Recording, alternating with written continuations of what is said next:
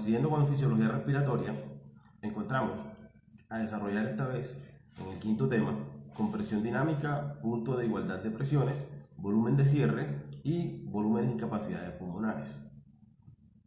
Lo primero a entender es la compresión dinámica. Entonces, la resistencia en las vías aéreas es extremadamente alta con volúmenes pulmonares bajos. Para lograr volúmenes bajos, una persona debe tener o debe hacer un esfuerzo expiratorio forzado contrayendo los músculos de la expiración, principalmente los músculos abdominales y los intercostales internos. En las siguientes gráficas a desarrollar vamos a explicar cómo es el funcionamiento de esto. Entonces, en la primera gráfica, gráfica A, que es la de la preinspiración, es decir, antes de iniciar la inspiración obviamente, todas las presiones en las vías respiratorias y en los alveolos son atmosféricas, se encuentran en cero, quiere decir que no hay flujo para ninguna dirección, con una presión intrapleural de menos 5 centímetros de agua y por tanto una presión de 5 centímetros de agua que mantiene abierta la vía respiratoria o la vía aérea. En la imagen B, gráfico B, esta es la fase durante la inspiración. Aquí empieza la inspiración realmente, la presión intrapleural y alveolar disminuyen 2 centímetros de agua y se inicia el flujo. Por la caída de presión en la vía respiratoria, la presión en el interior es de menos 1 centímetro de agua, como lo habíamos mencionado en charlas pasadas, quedando una presión de 6 centímetros de agua que mantiene abierta la vía respiratoria. En el gráfico C, que corresponde al final de la inspiración, aquí al final de dicha inspiración el flujo es de nuevo cero y existe una presión transmural en la vía respiratoria de 8 centímetros de agua. Tenemos ahora el gráfico D, que es el que corresponde a la expiración forzada. Al iniciar la expiración forzada, nosotros tanto la presión intrapleural como la alveolar aumenta a 38 centímetros de agua, como lo vemos en el gráfico. Al iniciar el flujo, cae la presión a lo largo de la vía respiratoria a 19 centímetros de agua, quedando una presión de 11 centímetros de agua que tiende a cerrar la vía colapsándola. Entendido todo esto. Siguiendo con el otro ítem, que es el punto de igualdad de presiones, aquí vamos a encontrar, como lo estamos mostrando en la diapositiva, hay un punto en la presión interna, es decir, en la endobronquial, en donde es igual a la presión externa, la que tiende a comprimir la vía aérea. Esto se denomina punto de igualdad de presiones o punto igual de presión. Divide la vía aérea en dos segmentos, uno proximal y uno distal. Si entendemos, como lo muestra aquí el gráfico, en el proximal la presión en el interior de la vía aérea es mayor que en el exterior. Y en el distal, como lo muestra el gráfico, la presión del exterior es mayor que en el interior.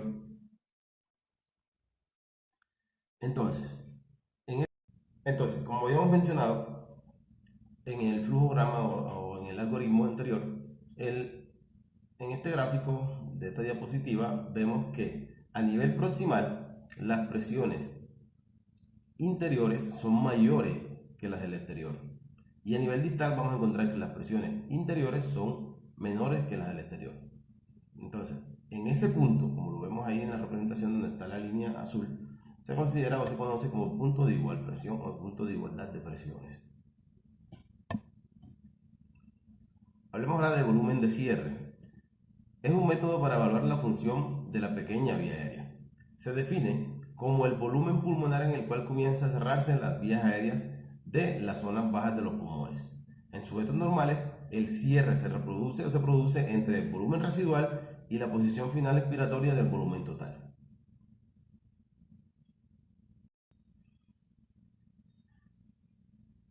Continuando con volúmenes pulmonares, como lo vemos aquí en la diapositiva, encontramos que son 4. Dichos volúmenes pulmonares, si los sumamos todos, son iguales al máximo volumen total. Entonces, para entender cada uno de ellos. Aquí les traigo este flujograma en el cual tenemos el volumen corriente, es el volumen de aire inspirado o expirado en cada respiración normal y es de unos 500 mililitros promedio. Tenemos como segundo el volumen de reserva expiratorio, es el volumen adicional máximo de aire que se puede inspirar por encima del volumen corriente normal. Habitualmente es igual a unos 3000 mililitros, como lo vamos a ver más adelante en un gráfico también. El volumen de reserva expiratoria es la cantidad adicional máxima de aire que se puede expirar mediante una expiración forzada después de una expiración corriente normal y suele ser de unos 1100 mililitros. Y tenemos el volumen residual, que es el volumen de aire que se queda en los pulmones tras la expiración forzada y se supone que en promedio equivale a unos 1200 mililitros. Como lo observamos aquí en la gráfica, donde diferenciamos cada uno de ellos. Ahora bien, las capacidades pulmonares también pues son 4, están descritas 4. Se dice que estas combinaciones se deriva de combinaciones de los volúmenes como tal. Entonces, la capacidad inspiratoria es igual a volumen corriente más el volumen de reserva expiratoria. Es la cantidad de aire, más o menos unos 3500 mililitros, que una persona puede respirar comenzando en el nivel de una expiración normal e hinchando al máximo sus pulmones. En la gráfica también se representa este tipo de capacidades. Tenemos la capacidad residual funcional. Como lo mostramos aquí en la diapositiva, es igual al volumen de reserva expiratorio más el volumen residual. Y es la cantidad de aire que queda en los pulmones tras una expiración normal y equivale en promedio a unos 2300 mililitros. Tenemos como tercero la capacidad vital, que es igual al volumen de reserva expiratorio más el volumen corriente más el volumen de reserva expiratorio. Aquí participan tres integrantes. Es la máxima cantidad de aire que puede expulsar una persona de los pulmones después de una inspiración máxima y expirando al máximo. Y equivale, pues se dice que más o menos a unos 4600 mililitros. Tenemos como cuarto la capacidad pulmonar total, que es el máximo volumen al que pueden expandirse los pulmones con el máximo esfuerzo posible.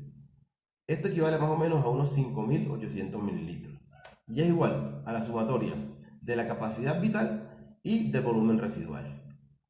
Se dice, y es bueno aportar este dato, que todos los volúmenes y capacidades pulmonares hay una diferencia entre el hombre y la mujer.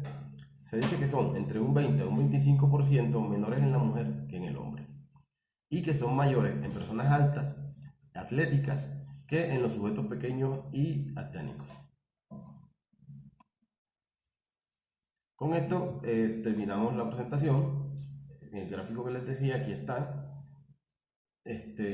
bueno, donde se explicaban las capacidades y volúmenes en cuanto a los mililitros respecto a los volúmenes pulmonares. Bueno, espero que haya sido pues claro el tema y nos vemos en una próxima ocasión.